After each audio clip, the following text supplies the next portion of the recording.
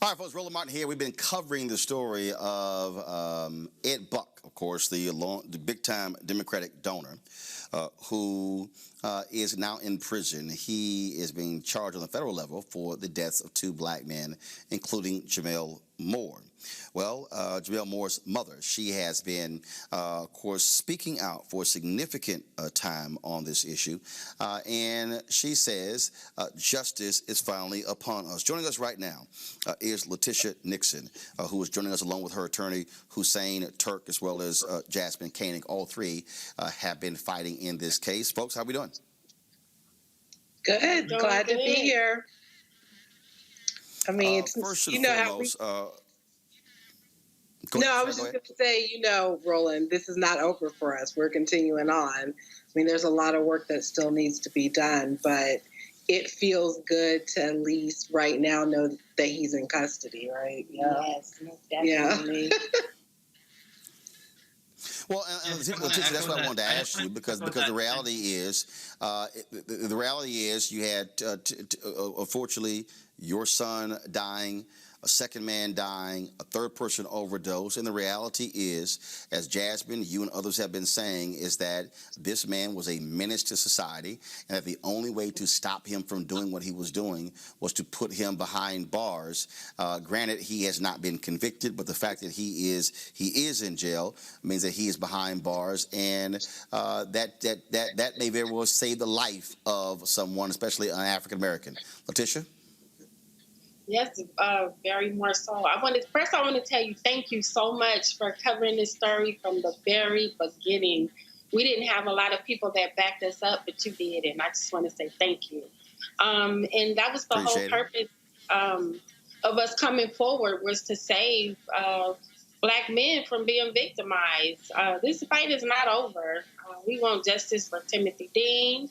We want justice for the other victims as well. We want justice, period.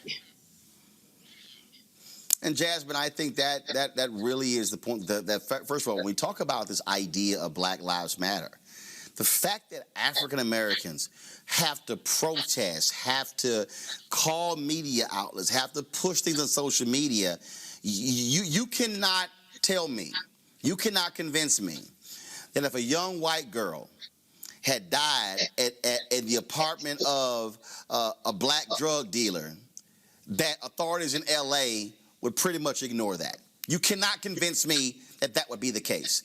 But clearly, they said Gemmel Moore's life was not that important. Timothy's life was not that important. And it thank goodness you and others made this an issue to force them to pay attention. Yeah, I mean, look, in the case of Mac Miller, I think I went on Twitter and said, wow, who knew the feds were carrying the torch for Mac Miller and the whole justice for Mac Miller and his death? And it's like, here we are. We had, at that time, it had been 2 years, and we had been asking for the feds and for anyone to do something. And it's like, that's what black people have to do when it's our lives. We have to keep fighting and fighting and fighting. I mean, we're still in this fight today. And luckily we have people like Hussein Turk on our side, who also is working with us and has been like such a huge part of this victory, just in terms of from the legal side of it, because you have to fight fire with water, right? And, Hussein is like the water. He puts it out. And Hussein, I got to ask you, I mean, as a lawyer, I mean, surely even you're saying, guys, really, that two people are going to die in a man's apartment, and he still is walking around. He still is inviting people to his apartment. And it was this overdose of a third person for somebody to go, okay, I guess we've reached our minimum now of 3, so now we're going to take action. That is stunning. It is stunning. And I want to add that it wasn't just 2 deaths and a third overdose. We actually had to take, over the course of 2 years and almost 60 days, 7 or 8 additional witnesses to the sheriff's department to give their personal eyewitness statements about how they too were victimized, how they too were drugged, how they too were sexually battered, assaulted, harassed, neglected, the victims of hate crimes by Ed Buck. So it was several people, several black gay men who were victimized, who the police had information on, and they did nothing about it. And that's the basis of our civil lawsuit, is that the county has a policy, a concrete policy of ignoring the criminal reports made by Black gay men, because in their eyes, their lives don't matter. And that's why, unfortunately, we're in the position that we're in, where we have to stand up and say, yes, Black gay lives do matter. You asked me if I was surprised as a lawyer by all of this. And unfortunately, I'm not. Not only am I a practitioner of the law, but I also have studied the law enough to know that it was designed for this purpose. The law was designed to maintain white supremacy and white hegemony. The law was not designed in this country for people of color to use against white people. And that is why we have to push. That is why we have to be strategic, and that is why we have to be very creative and unconventional when we are saying Black gay lives matter, because they do. But in this system in which we live, they're not supposed to. Go ahead. Letitia, Jackie Lacey, the district attorney, you would think a Black woman elected DA would be a hell of a lot more aggressive than she was in this case.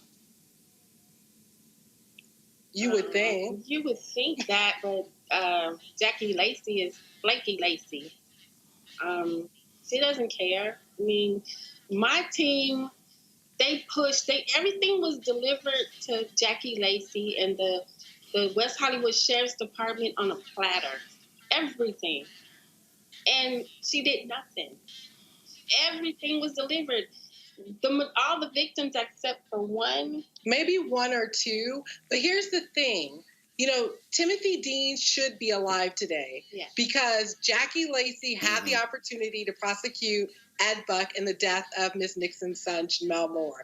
Had she done that and he'd been taken into custody and prosecuted and convicted, he wouldn't have been in Apartment 17 that night for Timothy Dean to die, nor for anyone else to go over there and overdose. And so it's really her fault. And that's why, even though we know we still have a lot of work to do, we're so happy that the feds have stepped in and snatched this case from her, because there was very little faith that her office was going to be able to get anything done. When they arrested him, he was facing 5 years, 8 months max on those charges. When the feds stepped in and took over, now Ed Buck, on each count of administering the drugs that caused the death, 20 years minimum, life without parole maximum.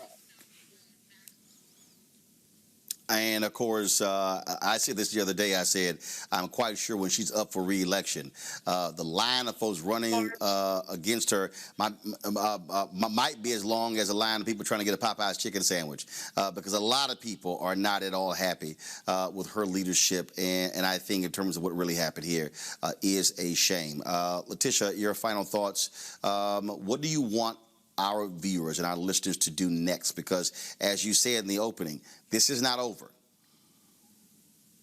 I just want everybody to know that we are still fighting. We're still fighting this fight. I want to thank the viewers too. I want to thank everybody that's been there.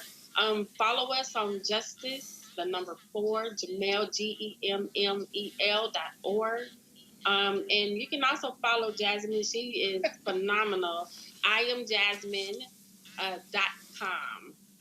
But just it's so much going on behind the background, in the background scenes. I mean, it just really appalls me that Jackie Lacey they're trying to take credit for everything, and no, they can't take credit and discredit my team, because they worked hard and we're still working hard.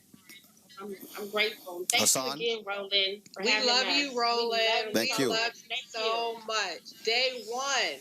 Yes. Day one.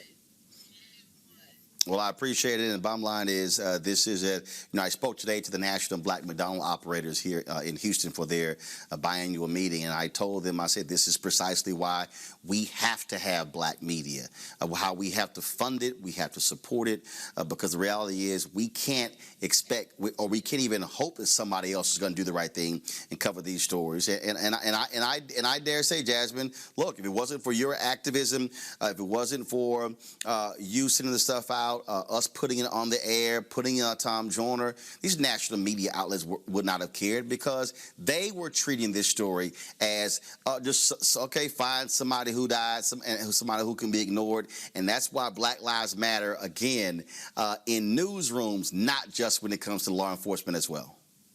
Teamwork makes the dream work. Hussein, Nana, Ms. Nixon, the Dean family, all of the folks here in LA. Like, I know I get a lot of credit, but it really was teamwork. I don't do anything by myself. And our squad runs deep and wide, and we got it done. We are family. All right. Well, love you, we certainly got. Well, we certainly, Hussein, we appreciate it. Jasmine, thanks a lot. Letitia, thanks a lot. We're certainly going to keep covering this. We're not going to let this thing die away, again, until Ed Buck is brought to justice. Folks, we appreciate it. Thanks a lot. Thank you. Thank you. Love you, Roland. All right. Thank you very much. Love you guys as well. Thanks a lot.